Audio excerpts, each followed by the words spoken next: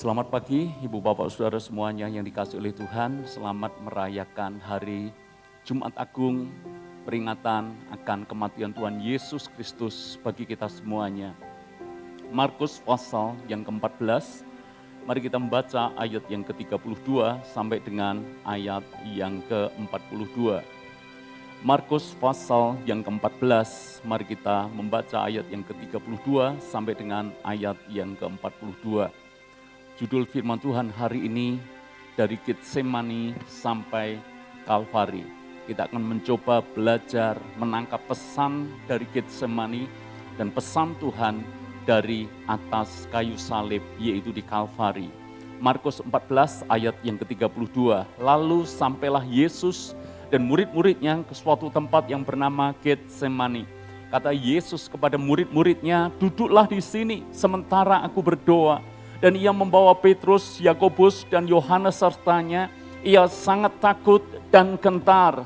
Lalu katanya kepada mereka, hatiku sangat sedih, seperti mau mati rasanya. Tinggallah di sini dan berjaga-jagalah. Ia maju sedikit, merebahkan diri ke tanah dan berdoa supaya sekiranya mungkin saat itu lalu daripadanya. Katanya, ya Bapa, ya Aba, ya Bapa, tidak ada yang mustahil bagimu.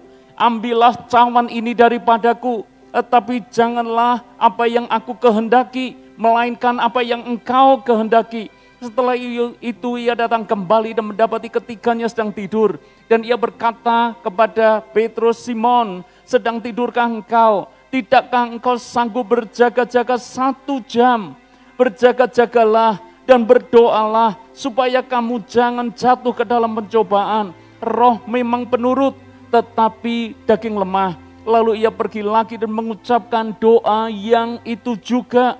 Dan ketika ia kembali pula, ia mendapati mereka sedang tidur. Sebab mata mereka sudah berat dan mereka tidak tahu jawab apa yang mereka harus berikan kepadanya.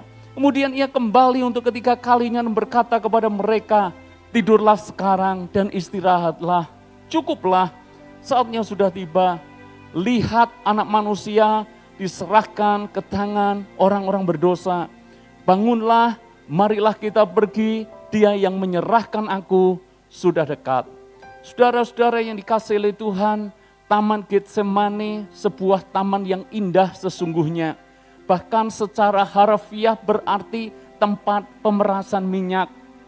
Getsemani berada di kaki Bukit Zaitun. Tentu saja di perbukitan Zaitun banyak pohon zaitun dan bisa menghasilkan banyak minyak di sana. Sampai hari ini Taman Getsemani masih dikunjungi karena merupakan salah satu tempat yang sangat indah. Tetapi di malam itu bukan lagi tempat yang indah bagi Tuhan Yesus, karena dia harus menghadapi sesuatu yang paling berat di dalam hidupnya. Sepanjang kita belajar akan firman Tuhan, tidak pernah sekalipun kita menemukan Yesus ketakutan. Ketika dia menghadapi ancaman apapun, Yesus tidak pernah takut. Ketika dia dihantam badai gelombang, perahu hampir tenggelam, Yesus tidak pernah takut. Ketika orang-orang berusaha untuk membunuhnya, Yesus tidak pernah takut. Apapun dia hadapi tanpa ketakutan sama sekali. Namun kali ini ceritanya sungguh berbeda. Yesus sendiri berkata, mau mati rasanya, sangat sedih. Dan Alkitab menulis, Yesus sangat takut dan gentar. Bagaimana mungkin Tuhan yang sedemikian perkasa, Tuhan yang sedemikian luar biasa, dia menyembuhkan orang, dia membuat mujizat, dia bahkan membangkitkan orang mati. Kini dia mengalami ketakutan yang sangat hebat. Bahkan saking takutnya, untuk dia berdoa kepada Bapanya, dia mengajak 3 murid terdekatnya. Dia ajak Petrus, dia ajak Yohanes, dan dia ajak Yakobus bersama-sama dengan dia untuk berdoa. Tetapi saudara, yang terjadi, orang-orang terdekatnya tidak support dia. Mungkin murid-murid juga tidak menyangka bahwa sebentar lagi Yesus akan disalib. Murid-murid tidak menyangka bahwa gurunya sebentar lagi akan mati. Itu sebabnya mereka malah ketiduran. Matanya terlalu berat untuk berdoa bersama-sama dengan Yesus. Yesus sudah sangat ketakutan dan dia mengalami kesendirian. Dan saudara-saudara, di dalam Injil versi Lukas dikatakan, ketika Yesus berdoa, peluhnya seperti titik-titik darah. Saudara-saudara, itu secara medis sangat bisa dibuktikan. Kalau di dalam istilah medis namanya hematohidrosis. Dan seorang dokter yang bernama Frederick Sugibe, dia menulis seperti ini. Sekitar kelenjar keringat itu ada banyak pembuluh darah berbentuk seperti jaring. Dan di bawah tekanan yang besar, pembuluh-pembuluh tersebut menyusut. Kemudian saat kegelisahan berlalu, pembuluh darah mengembang sampai mencapai ambang pecah. Darah mengalir masuk ke kelenjar keringat. Jadi ketika Yesus sampai peluhnya seperti titik-titik darah, itu benar-benar bisa dibuktikan secara medis.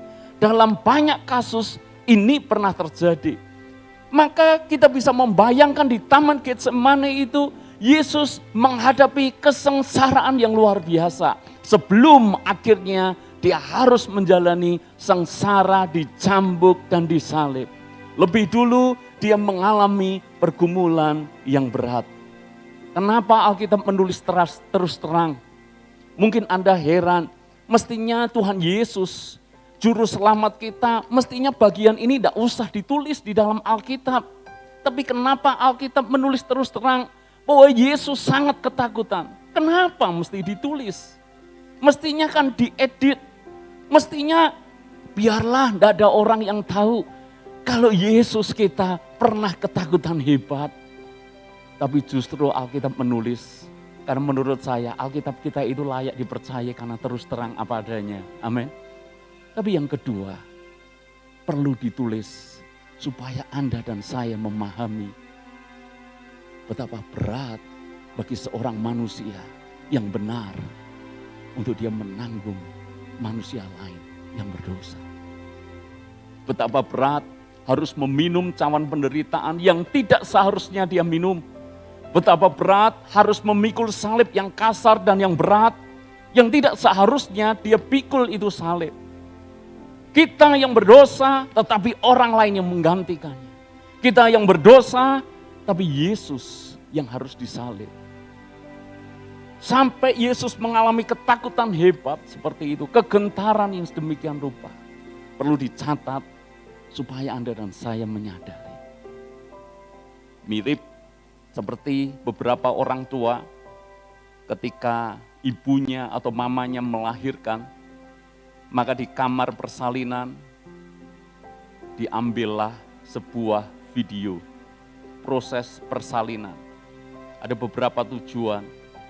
Mungkin hanya sekedar ingin upload video mungkin ada. Tetapi ada orang berpikir seperti ini, si ayah biasanya, aku rekam ini supaya kelak si anak ini mengerti betapa untuk melahirkan dia, pertaruhan nyawa, pengorbanan besar, rasa sakit yang luar biasa. Supaya ngerti, itu bukan hal yang mudah. Mungkin saja Alkitab menulis tentang Yesus yang mengalami ketakutan luar biasa. Dan tetap dicatat di dalam Alkitab. Supaya Anda dan saya sadar. Kita bukan ditebus bukan dengan sesuatu yang murah. Kita ditebus bukan dengan pengorbanan yang biasa. Anda dan saya ditebus dengan sesuatu yang luar biasa. Dan kalau kita berbicara soal Getsemane, maka pesannya sederhana. Yesus belajar untuk taat. Dia bahkan berdoa kepadanya, tiada yang mustahil bagimu, engkau sanggup melalukan cawan penderitaan ini daripadaku. Bayangkan, Yesus berdoa sampai seperti itu, saudara. Tidak ada yang mustahil bagimu, Bapa. Engkau mampu untuk melalukan cawan penderitaan ini daripadaku. Itu kan permintaan yang sangat saudara. Sampai diawali dengan kata, Bapa, tidak ada yang mustahil bagimu. Maksudnya Yesus, engkau bisa pakai cara lain selain aku harus meminum cawan penderitaan, selain aku harus mati di atas kayu salib. Bapa, engkau mungkin masih punya cara lain, tidak ada yang mustahil bagimu. Tetapi kalimat berikutnya sungguh mengejutkan karena Yesus berkata, namun bukan kehendakku, melainkan kehendak-Mu yang terjadi. Sekali lagi saya berkatakan, itu bukan hal yang mudah, saudara. Saya tanya, coba renungkan melalui peristiwa yang sederhana dalam kehidupan kita sehari-hari. Maukah Anda harus membayar dari uang yang tidak pernah Anda pinjam? Siapa yang mau? Tolong angkat tangan. Orang lain yang pinjam dan Anda yang harus bayar. Ada yang mau? Baru soal uang, belum soal nyawa. Saya yakin kita semuanya akan berkata, ini tidak adil. Siapa yang pinjam, dia yang bayar. Bagaimana mungkin orang lain yang pinjam, saya harus bayar? Pernahkah Anda pikirkan, kalau Yesus berkata kepada Bapaknya, Bapa, ini tidak adil. Orang lain yang berdosa, saya yang harus menanggung hukuman daripada perbuatan orang lain ini. Anda tidak makan buahnya, tapi Anda kena getahnya. Ada yang mau? Sepertinya di antara kita tidak ada yang mau orang lain berbuat salah dan kita yang harus menanggung hukumannya. Dan saya mau beritahu kepada saudara, tolong catat baik-baik. Jangan lupa loh, Yesus itu punya pilihan untuk menolak cawan ini. Dan seperti yang kita tahu, Bapa kita bukanlah Bapa yang menciptakan manusia seperti robot, maka dia menghargai keputusan apapun. Termasuk keputusan Yesus seandainya Yesus menolak cawan penderitaan itu. Tapi bersyukurlah, di detik-detik yang sangat menentukan itu, Yesus tetap mengambil keputusan, biar kehendak-Mu yang terjadi. Kalaupun aku harus dihinakan, kalaupun aku harus menderita, dicambuk, disesah, dalam kemahatauannya Yesus mengerti begitu mengerikan salib yang harus dia tanggung. Dia tahu itu semua. Kalau tidak tahu, mungkin itu beda cerita. Kalau Anda tidak tahu, hal yang mengerikan yang bakal terjadi kepada Anda, itu beda cerita. Tetapi di dalam kemahatauannya, dia ngerti persis apa yang bakal terjadi. Sengsara apa yang bakal menimpa, penghinaan apa yang bakal dia terima, Yesus tahu persis. Tapi dia sengaja untuk hidup dalam kehendak Bapanya. Maka pesan pertama dalam hidup ini, hiduplah dalam ketaatan. Ketaatan kepada Bapa kita di sorga. Amin. Yesus menebus kita, menyelamatkan kita karena sebuah ketaatan. Saya mengajak Anda semuanya jemaat, kalau Anda benar-benar menjadi orang percaya yang sungguh-sungguh kepada Tuhan, tidak ada pilihan lain kecuali kita mau hidup di dalam ketaatan. Tuhan bisa memberikan pilihan kepada kita untuk kita mau hidup di dalam daging, untuk kita hidup di dalam roh. Tapi yang Tuhan mau adalah belajar seperti Yesus yang taat, hiduplah di dalam roh. Kita punya pilihan, apakah kita berdoa ataukah kita melanjutkan tidur kita. Anda punya pilihan untuk membaca firman atau mengabaikannya. Anda punya pilihan untuk beribadah dengan disiplin ataukah Anda cari acara yang lain. Anda punya pilihan untuk melayani Tuhan atau Anda melakukan hal yang menguntungkan Anda. Anda punya pilihan itu semuanya. Bahkan Anda punya pilihan untuk sungguh-sungguh dengan Tuhan atau setengah-setengah dengan Tuhan. Tapi pesan yang kita tangkap dari atas kayu salib, sungguh-sungguhlah dengan Tuhan. Sebab Tuhan kasih teladan buat kita, kesungguhannya tidak terbantahkan lagi. Mirip seperti yang saya tadi sampaikan kepada saudara. Seorang anak dikasih tahu rekaman bagaimana proses kelahirannya. Mengerikan, menakutkan, harga bayar mahal. Tujuannya supaya anak ngerti sebuah pengorbanan. Hari ini pesan dari Getsemani disampaikan kepada saudara. Harapannya juga sama. Hidup yang hanya sekali, hargailah pengorbanan Tuhan Yesus. Amin. Hargailah bahwa dia pernah menggantikan Anda dan saya. Hargailah bahwa dia pernah meminum cawan penderitaan yang harusnya kita meminumnya. Dan hargailah dia pernah memikul salib, bahkan membiarkan dirinya disalib di sana. Sementara kitalah yang harusnya tergantung. Pesan berikutnya adalah pesan dari Kalvari. Markus 15 ayat yang ke-33 dan seterusnya. Markus 15 ayat yang ke-33. Pada jam 12 kegelapan meliputi seluruh daerah itu dan berlangsung sampai jam 3. Dan pada jam 3 berserulah Yesus dengan suara nyaring, Eloi, Eloi, lama sabachthani, yang berarti Allahku, Allahku, mengapa engkau meninggalkan aku? Mendengar itu beberapa orang yang berdiri di situ berkata, lihat ia memanggil Elia. Maka datanglah seorang dengan bunga karang, mencelupkannya ke dalam anggur asam, lalu mencucukkannya pada sebatang buluh dan memberi Yesus minum serta berkata, baiklah kita tunggu dan melihat apakah Elia datang untuk menurunkan dia. Lalu berserulah Yesus dengan suara nyaring dan menyerahkan nyawanya. Ketika itu tabir bait suci terbelah dua dari atas sampai bawah.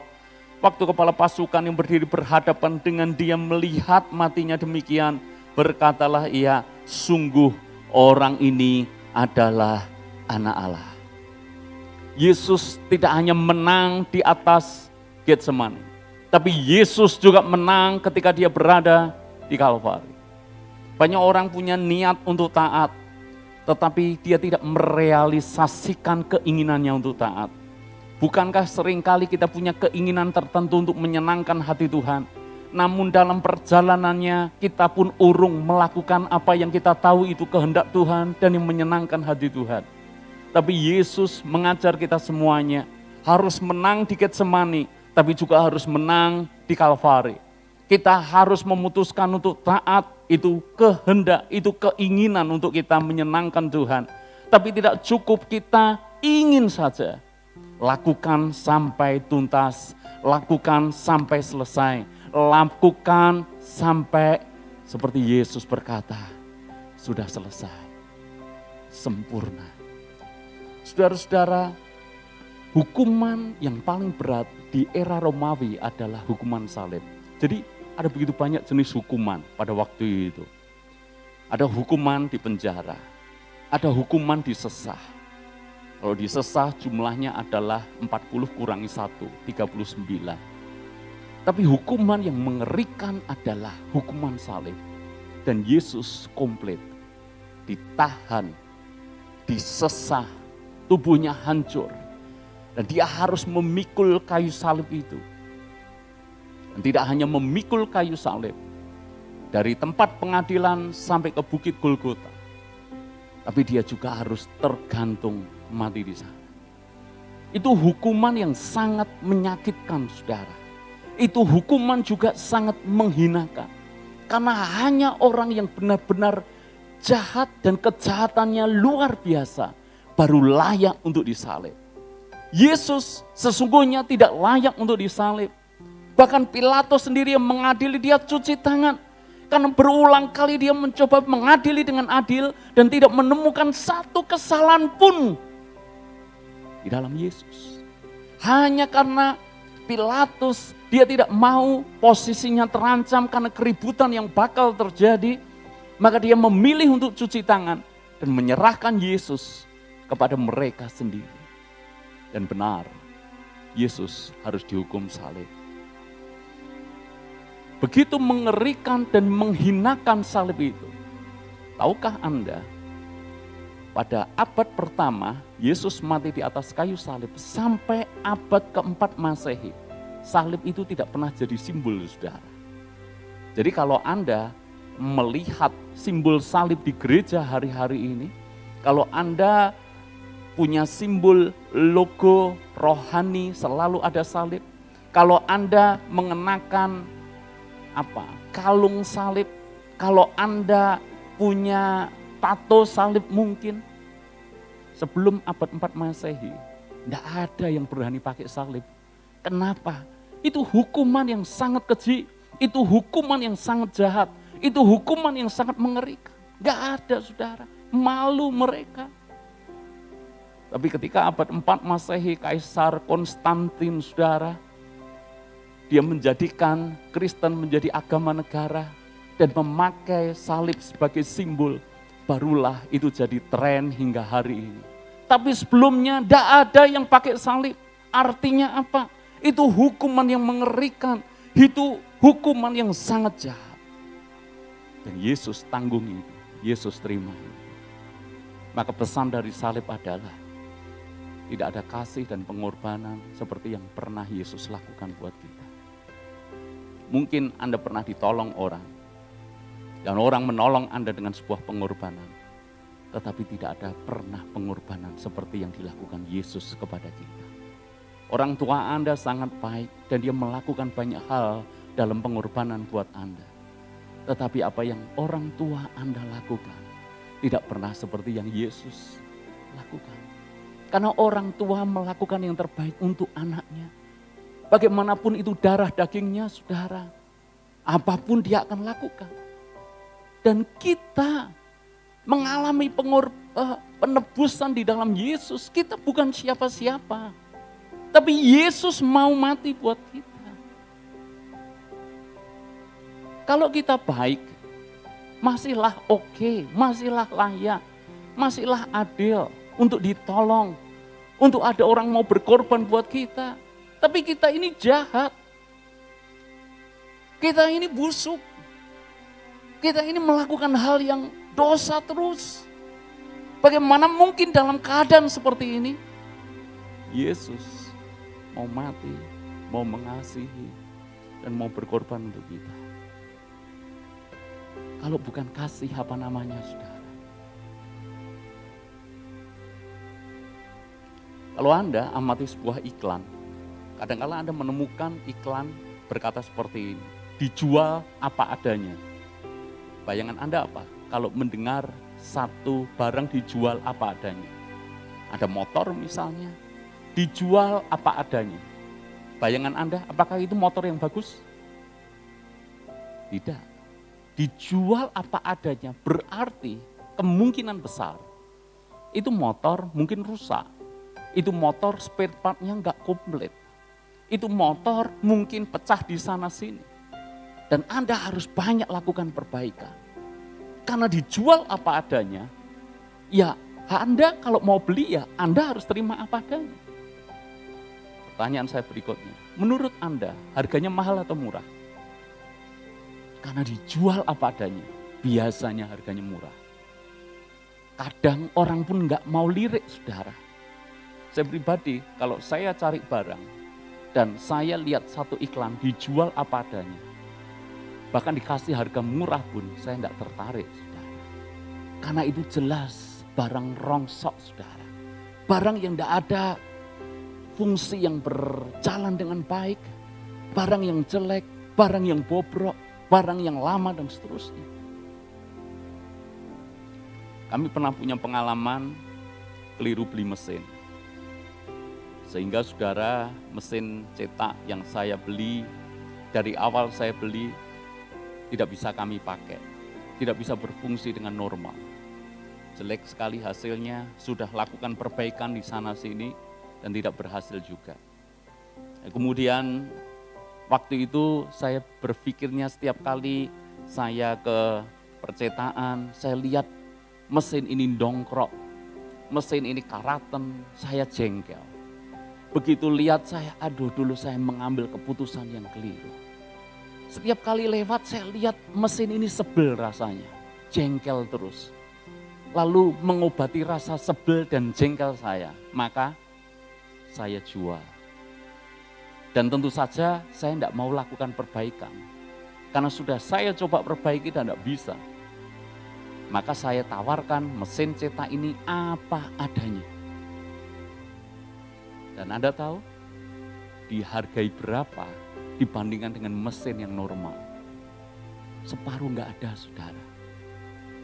Orang bilang dipreteli spare part-nya aja. Jadi mesin yang harusnya bisa berfungsi itu dipreteli spare part demi spare part, saudara. Tidak ada nilainya, tidak ada harganya. Tahukah Anda, kita seperti itu loh. Saya tanya, kita baiknya apa?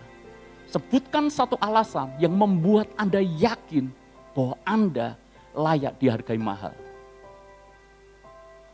Tentu saja sebelum kita berbicara soal salib dan pengorbanan Yesus, adakah di antara Anda punya satu alasan saja?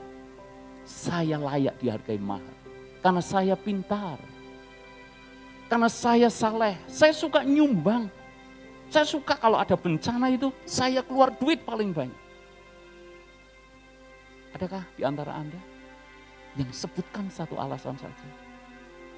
Minggu kemarin saya sampaikan, bahkan kesalehan manusia pun, yang saleh loh, bukan yang jahat. Ini yang saleh. Kesalehan manusia seperti kain kotor, kain cemar, kain yang kena lelehan wanita yang menstruasi. Itu kotor. Itu menjijikkan. Yang saleh aja dianggap kotor. Apalagi yang jahat. Adakah Anda dan saya punya alasan? Layak saya diselamatkan. Kita ini mirip, maaf, dijual apa adanya. Dengan segala kejahatan kita, dengan segala dosa kita. Tapi yang enggak habis akal. Biasanya dijual apa adanya, selalu dihargai murah. Tapi Anda dan saya dihargai sangat mahal. Dengan darah yang sangat mahal. Darah anak domba Allah. Alkitab menulis bukan dengan emas. Emas itu mahal. Bukan dengan perak. Anda dibayar dengan emas. Itu sudah sangat bersyukur. Tapi bukan dengan emas. Bukan dengan perak. Tetapi oleh darah anak domba. Yang tidak ternilai harganya. Masuk akal enggak? Enggak masuk akal. Karena kalau Anda dan saya memutuskan harus masuk akal, keselamatan di dalam Kristus Yesus tidak pernah ada. Karena kasih-Nya melampaui nalar dan pikiran kita. Yesus sangat mengasihi kita. Karena itu saudara, saya mengingatkan kepada saudara, jangan main-main dengan kekristenan Anda. Izinkan saya berkata cukup keras pagi hari ini untuk jemaat yang saya layani dan jemaat yang saya kasih. Jangan sia-siakan keselamatan yang Tuhan sudah kerjakan di dalam hidup kita. Anda ditebus bukan dengan sesuatu yang murah. Bodoh sekali kalau Anda jual hidup Anda murah. Bodoh sekali kalau hanya untuk pasangan hidup Anda jual iman Anda. Bodoh sekali kalau hanya untuk pekerjaan, untuk karir, untuk uang, Anda jual iman Anda. Anda dan saya ditebus dengan barang, bukan dengan barang yang fana. Anda ditebus dengan darah-darah yang mahal. Makanya saya berkata kepada saudara, berkat terbaik dalam hidup kita bukan ketika engkau punya rumah baru, bukan ketika Anda punya mobil baru, bukan ketika Anda dipromosikan, bukan. Itu sementara, saudara. Berkat terbaik yang pernah kita dapatkan adalah ketika kita menerima keselamatan dari Tuhan. Yang percaya katakan amin. Keputusan terbaik yang pernah Anda buat adalah ketika Anda membuka hati dan menerima Yesus sebagai Tuhan dan Juru Selamat di dalam hidupmu. Dan komitmen terbaik yang pernah kita buat adalah ketika kita memutuskan, aku dan seisi rumahku akan sungguh-sungguh melayani Dia. Yosua sebelum dia mati di masa tuanya, dia berkata kepada seluruh bangsa Israel, kamu putuskan sendiri. Kehidupan atau kematian, berkat atau kutuk. Tetapi aku dan seisi rumahku, aku akan melayani Tuhan dan beribadah kepada Dia. Komitmen apa yang hendak kita buat pagi hari ini? Pikirkan sesederhana ini. Kalau Anda tahu ada pribadi yang menebus Anda, yang mengasihi Anda dengan pengorbanan yang luar biasa, respon Anda dan saya gimana? Apakah biasa-biasa saja? Ataukah Anda punya respon? Aku akan mengasihi. Sekuat apa saya bisa mengasihi? Amin. Karena Yesus sudah lakukan yang terbaik buat kita semua. Hari ini firman Tuhan akan diteguhkan dengan perjamuan Tuhan. Melalui roti dan anggur yang akan kita makan dan minum. Hanya kali ini saya kembali mengingatkan Anda. Kalau Anda merasa tidak menghargai kematian Tuhan, lebih baik mungkin Anda dan saya tidak mengambil perjamuan Tuhan. Tapi buat Anda yang merasa, aku ini manusia berdosa, tapi Yesus mau mati untuk menggantikan aku.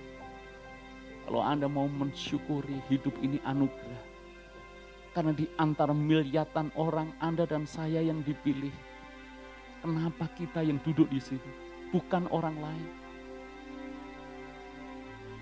Bukankah itu berkat terbaik terbesar buat kita? Karena itu pagi hari ini buka hatimu saudara. Izinkan berkat dari Getsemani dan Kalvari menjadi bagian kita semuanya melalui peringatan Jumat Agung pagi hari ini. Tuhan memberkati kita semuanya.